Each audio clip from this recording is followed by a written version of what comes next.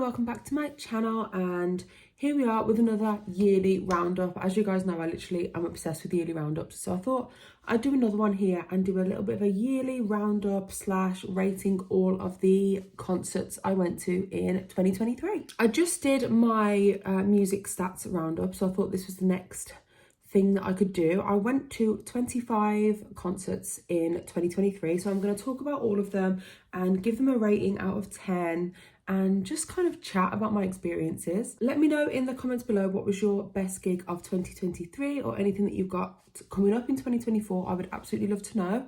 And this is probably going to be quite a long video, so strap in. I'm going to just get started as quickly as possible. I'm going in chronological order, so I'll start with January.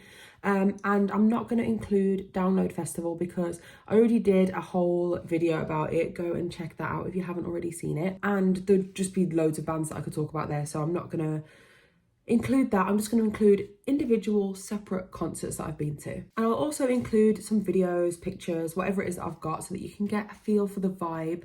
Most of my experiences were positive, but there were some negative ones. Kicking things off in January, my first concert of the year was the 1975, 15th of January this one was, and I hate gigs in January, I'm not gonna lie. It was freezing cold as expected, and that was obviously a little bit of a negative, but there's another reason why this gig wasn't really my favourite. And this is very niche to people who live in Birmingham in the United Kingdom. But we have, if you live in Birmingham, please let me know. But we have two arenas in our city. One of them is like the bigger arena, I suppose, and then one of them is the smaller one, but it's still pretty big. And one is great and one is absolutely awful. And of course, the 1975 was at the awful one. I don't go to it very often. I actually used to work there, so I used to be there all the time. I just get annoyed every single time I have to go there. First of all, it's in the middle of nowhere, so getting home is always a nightmare, and parking is like £15 for one night, which is just ridiculous. And if I'm at the other arena, I'm like 20 minutes away from my house, so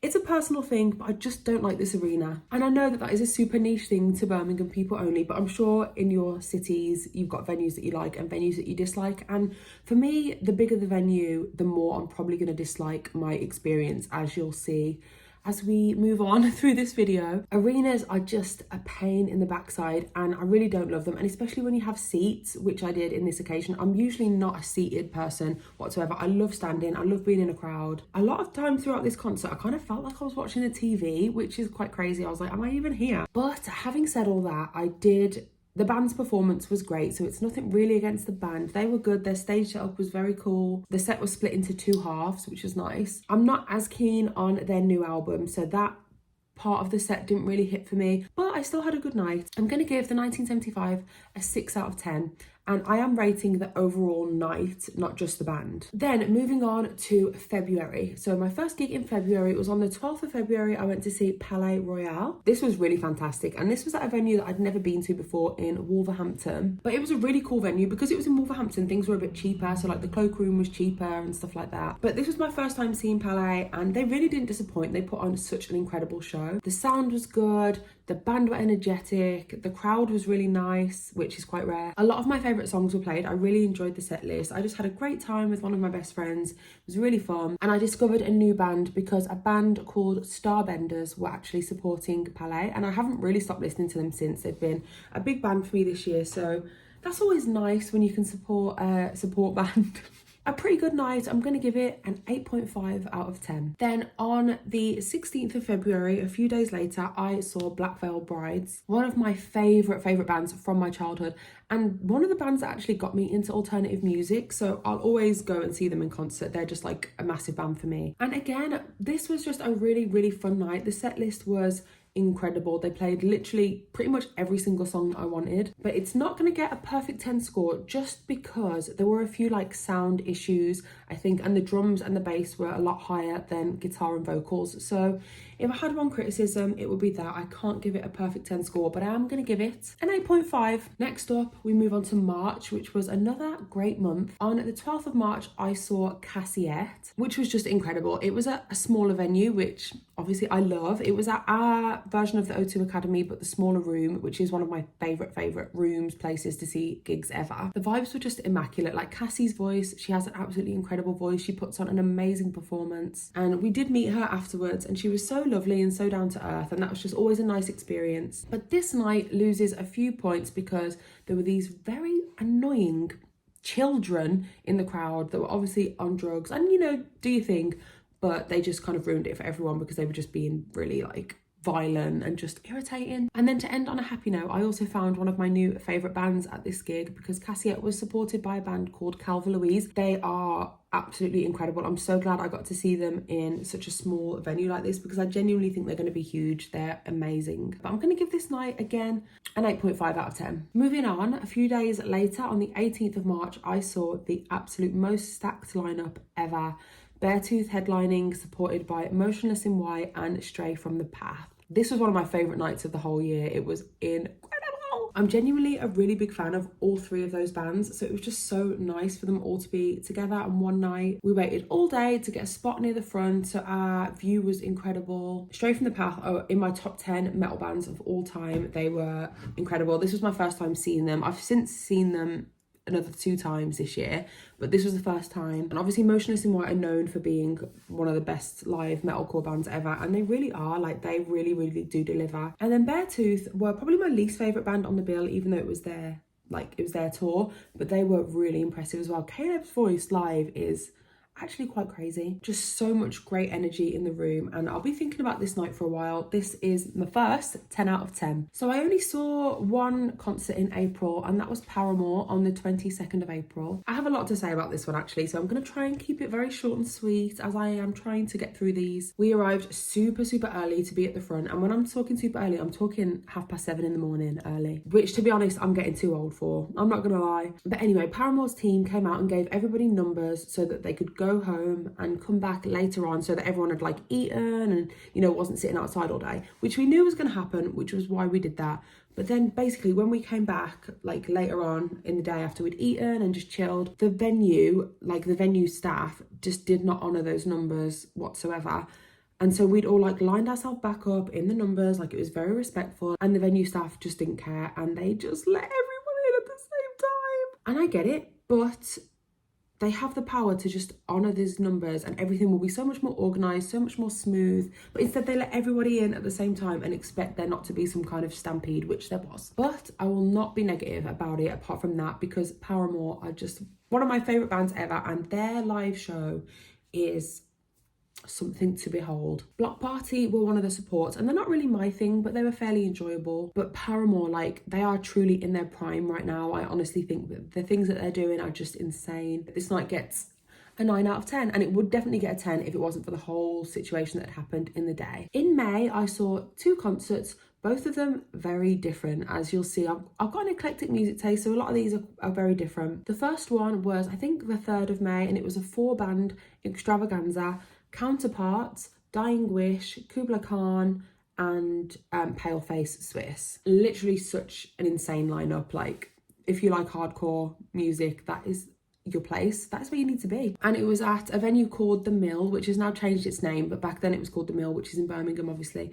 And it's one of my favourite venues to see concerts. It's got a really, like, the sound is always great. The room's quite small, but it's just, the vibes there are always immaculate. I've never had a bad night there. With Dying Wish, it was their first ever UK show, which was really cool that we got to see that, and they killed it. And Counterparts, it was their tour, so they were headlining, and they were absolutely great. But to be honest, I had a bit of a headache by the time Counterparts came on because of how, like, go this night was. And this was one of the first times I'd seen like a 4-band lineup, but as you'll see as we go on through this video, there's plenty more where that came from. Maybe we were stood a bit too close to the speakers, and I didn't have my earplugs back then because I got them for my birthday, which I do now have, and I use earplugs every time I'm at gigs now, and it really has helped. But I'm gonna give this night an 8 out of 10. And the second show I saw in May was on the 31st of May, and it was my hero, Roger Waters. This was probably my favourite gig of the whole year, I would say, and one of my top 5 ever of all time. I literally don't even have the words to describe this night. Like, I just wish that I could go and relive it all over again. I'd literally do anything. It was very expensive. It was my most expensive gig of the year and my second most expensive gig ever,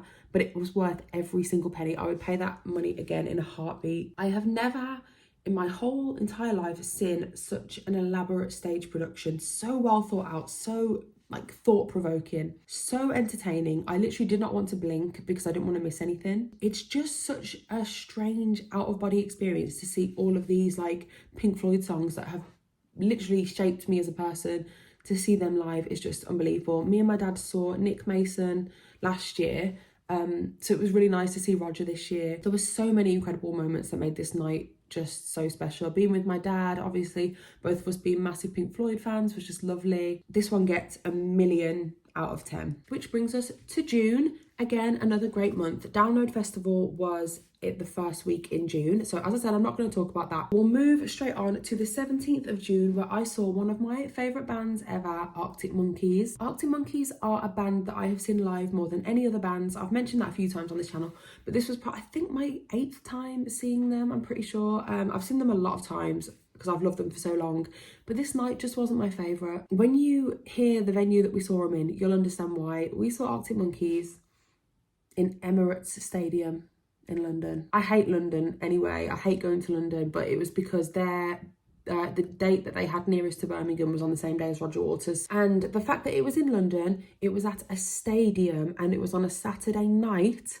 That's a triple threat. Those three things put together are just going to make for a bad night. Shows on a Saturday at a stadium with such a big band like Arctic Monkeys just really attracts lots of like casual fans or people that are just there for a night out, and that's fine, that's up to them. But it just meant that everyone around us was very drunk, like very rowdy, just talking over the band, like didn't care at all about the new songs. And then every time like one of the like TikTok songs was played, and I hate to be that person, but it was like anytime a TikTok song was played, everyone would get their cameras out and be like really enthusiastic. And then every time they played something new, people didn't care. Their performance was, I couldn't fault it. It was beautiful, but the crowd, the venue, and how long it took us to get home, which was the best part of 2 hours for like a half an hour journey. I'm going to give this night a 7.5. Okay, the following week on the 29th of June, I saw one of my top 3 bands of all time and had probably my second favourite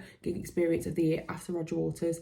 I saw Porcupine Tree. This was beyond my wildest dreams this night. Like, I'm actually going to even get emotional talking about it. I had seen them the year before at Wembley Arena, which you guys may know, but this was so much better. This was beyond anything I ever could have dreamed of. It was at a venue in Manchester called Castlefield Bowl, which is like an outside venue, and it's like below a train station. So there's like train tracks going above the venue. I have been known to shed a few tears at gigs here and there, you know, a few little tears here. I was ugly crying, hysterical sobbing directly in front of Stephen Wilson, which is so embarrassing, but I don't care.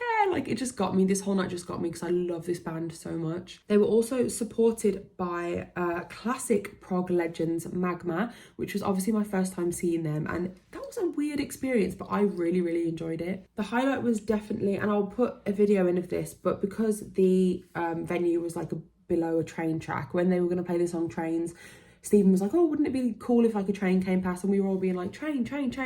And no train came past. And we were like, okay, just start the song. And then like halfway through the song, trains came past. I lost it. I just immediately was hysterical. So yeah, that was my gig highlight of the whole year, that train situation. So this night gets another million out of 10. So now we're on to July, and I always find that gigs slow down a little bit in the summer because it's festival season, but July did start off strong. On the 5th of July, I saw Spirit Box, Brand of Sacrifice and Loathe. I enjoy all 3 of those bands, but obviously it was Spirit Box's tour and they were definitely the highlight. Courtney sounds exactly the same live as she does on the albums. We were like right at the front at the barrier. She has a great stage presence. The whole band was so energetic and so tight, and I literally cannot believe that this was their first ever UK tour. And again, it was in quite a small venue, and I have a feeling that I'll never see them in such a small venue again because they're going to be playing arenas. I just know it. And I'm going to give Spirit Box a 9 out of 10. The second and last concert that I saw in July was on, I think it was the 24th of July, and I saw The Dickies. This was more for my dad, really. This was a band that he liked and he wanted to go, but obviously I will never say no to a gig. Literally any gig, I'll be there. It was at a place called River Rooms in Stourbridge, which is like a small, like punky little venue. It was full of proper old punks. But although I didn't know that many songs, they were super engaging. It was like very kind of crowd interaction, and it was fun. So I'll give this night an 8 out of 10. Then in August, I went to a day festival called Park Festival, which happens in Birmingham. It's an Irish music festival, and I went with my mom and auntie, who are both Irish. I'll put the lineup here. Obviously, it's all Irish artists, like that's the whole point of it. There were lots of cool artists, but look at that headliner, guys. Van Morrison. I was so excited to see Van. Like, I absolutely adore Van Morrison, always have, and he is my mom's all-time favourite artist, so that was really nice as well. I've been a fan of him for literally ever, and I never thought I'd get a chance to see him live because his tickets are super expensive and he doesn't play like in Birmingham that much. But don't think I've ever heard a performer of his age sound that perfect before. His voice is completely effortless. With a pretty little thing, I thought that it was spectacular, and he brought Ronnie Wood on stage like halfway through to play guitar, so it was a very special experience, and to spend it with my family was also really nice. So I'm gonna give this night/day a 9 out of 10. Moving on to September, I only saw one concert in September, and that was Busted on the 9th of September. I'm gonna give this night an 8 out of 10.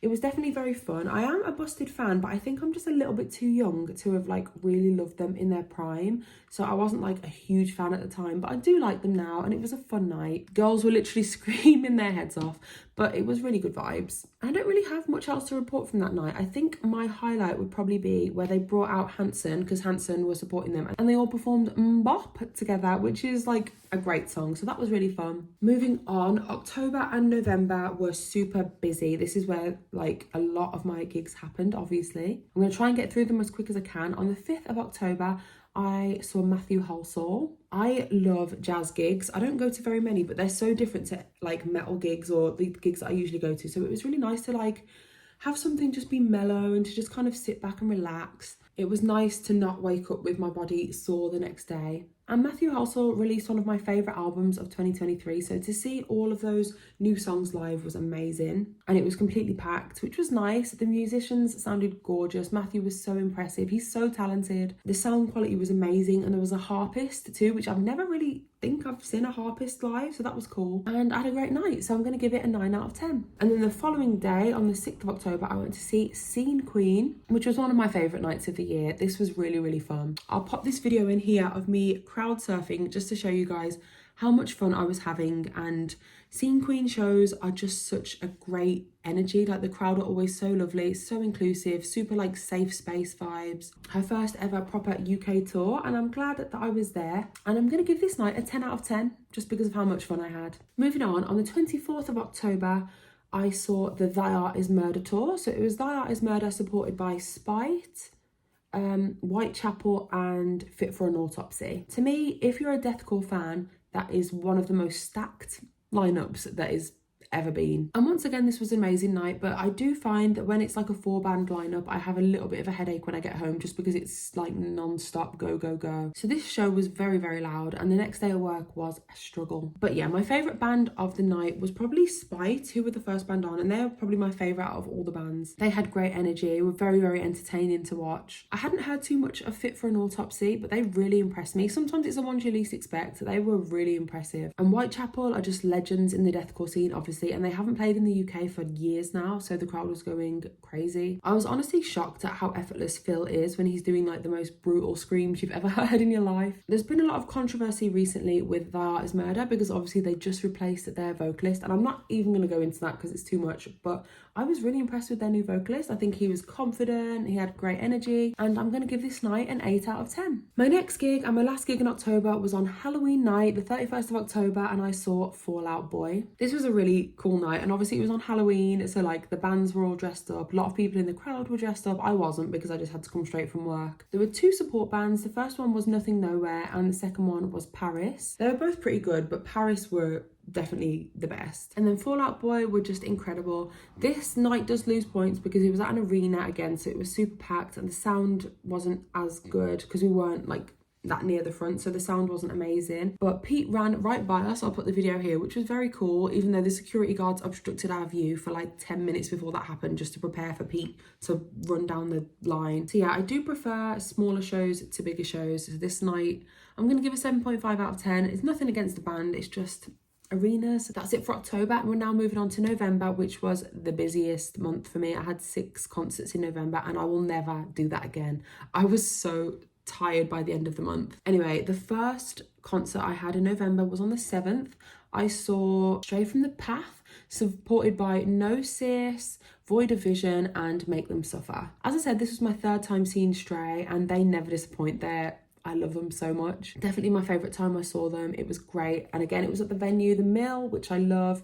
I'll run through the support bands quickly. So No Sis are a band from Japan. I'd never really heard too much of them before, but they put on an amazing show, and they did a cover of 9 Inch Nails. Void of Vision had an amazing energy about them. Their appearance was very cool, very metal. Super catchy songs. Make Them Suffer, I don't know, didn't really vibe with them as much. They're not my thing, I don't know. But Stray, oh my god.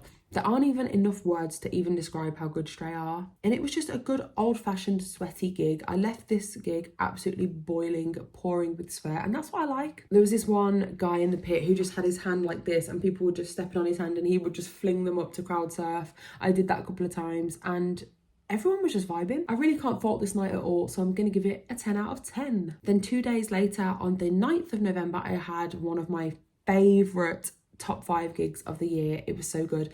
And it was the Malevolence tour, and they were supported by Justice for the Damned, Silosis, and Guilt Trip. I mean, that lineup is already like completely ridiculous, and my expectations were very high for this night, but they were exceeded beyond belief. I had the most fun ever, and all the bands were amazing, but for me, Silosis were the highlight. And Silosis, again, one of my favourite metal bands ever. They were genuinely so good. Like, I was looking at Josh and I was in complete awe of him, to the point where a few tears came out of my eyes. They're literally one of the best metal bands I've ever seen live ever. And Guilt Trip are a band I've wanted to see for ages, so it was really nice to tick them off the list. It was cool to see Malevolence headline such like a big venue for them as well. They looked like they were having the best time. Like, Alex could not stop smiling, and that's always nice to see. It was definitely one of the rowdiest crowds I think I've been in. I've never seen so many security guards at that venue before, so they must have like prepped them beforehand. So this night gets a 10 out of 10. My next gig was the following week on the 19th of November. I travelled down to Manchester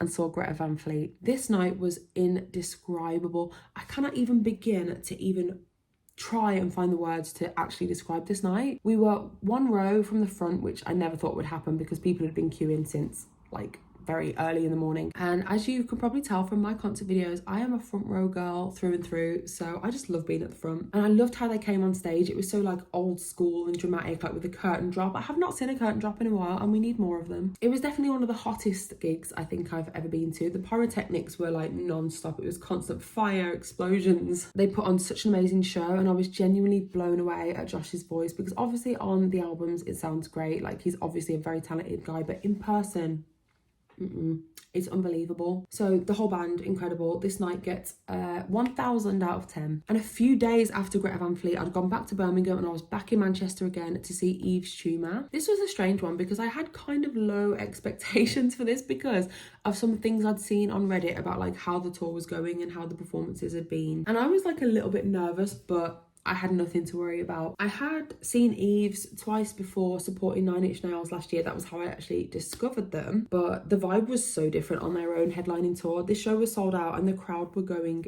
insane. It was genuinely the loudest crowd I was in all year, and I saw Metallica. And the band was really feeding off that energy and just gave a really, really amazing performance. All of my favourite songs were played, literally every single one. The venue was really cool as well. It was called New Century Hall in Manchester. Very modern, very unique. Had these like colour changing lights in the ceiling, which just really added to like the whole thing. But I am rating the night as a whole and not just the performance. So this night wasn't quite perfect. It gets a 9 out of 10 because the queue for the cloakroom after the concert was longer than the queue to get into the venue in the first place, and you had to queue outside for the cloakroom with no code. What? Doesn't make sense, I'm sorry. 2 days later, on the 26th of November, I went back to my progressive rock roots and saw Gong and xxxxxx on their joint headline tour. I was mainly there for Gong because I adore them. I've seen them a few times before and their live performances make me so happy. But I was very impressed with xxxxx as well. Like, the standard of musicianship with these bands is just, as you know, like, incredible. Gong played first and they played my all-time favourite song, which is Rejoice. And they played Master Builder, which I have seen live before, but this time it was just elevated to a whole nother level. The whole band sounded great. The saxophone was a highlight for me. And whoever does their sound needs a raise because their sound was incredible. Same with xxxxx. Like, I wasn't sure how their music would translate to a live environment because there's no words, no singing. But people were going crazy. It was full of like old prog heads, a lot of middle-aged guys. I was with my dad and I love seeing shows with my dad, so this night gets a 10 out of 10. My final gig in November, we're almost at the end of the video now, on the 28th of November was I saw Lorna Shore supported by Rivers of Nile, Ingested and Distant. By this point in the month I was very, very tired and kind of burnt out from concerts as well. The standing around in the cold, sore feet, ringing ears, headaches were starting to get to me a little bit, but I do have to say this performance was still completely worth it. I didn't really love any of the support bands, to be honest, apart from Ingested. I'd never really heard too much of them before. They're like a slam slash kind of deathcore band, and they were really good. But Lorna Shore absolutely killed it, and they made the sore feet and the headache completely worthwhile. Wasn't my first time seeing them, but it was definitely the best. Like, they've really leveled up. This is their first, I think it's their first proper like UK tour. They had really cool production. The set list was great, and Will sounded just incredible. Like, he is one of those people that was just born to be a performer. Like, he's got so much charm about him. So overall, this night was amazing, but it loses points because there was really annoying people in the crowd. Lorna Shore fans are weird, I don't know. But this night gets an 8.5 out of 10. Oh, Lord of motherfucking Shore. Then it was time for my final gig of the year. I had one gig in December and it was on the 10th of December. I saw Wargasm. This was such a great way to end the year. Like, it really did go off with a bang. It was extremely rowdy. So it was Wargasm and they were supported by Harpy and then a band called Dropout Kings from America who I'd never heard of before. But they went off, like you'll see in this video, but I don't think I've ever seen a crowd go so crazy for a support band. Like, they really just got the crowd on side straight away and people were losing their damn minds. I really didn't actually want them to go off stage when they started playing out because I was like, wow, this is like really, really good. And then of course Wargasm, I've seen them before. I love their live shows and this was definitely very rowdy, very feral. My whole body is still in pain now, and this was a few days ago. The mosh pits were super rough and it finally happened. I lost one of my trainers in the mosh pit. Luckily I did get it back, but my heart was in my hands for a while. And I'm so glad that this was my last gig of the year. And I will give this night a 9.5 out of 10. So that is it for this video. I know it's been a long one, so if you have made it to the end, thank you so much. I really do appreciate it, and I hope you have a lovely Christmas if you celebrate and a fantastic new year. And I'll see you very soon for another video.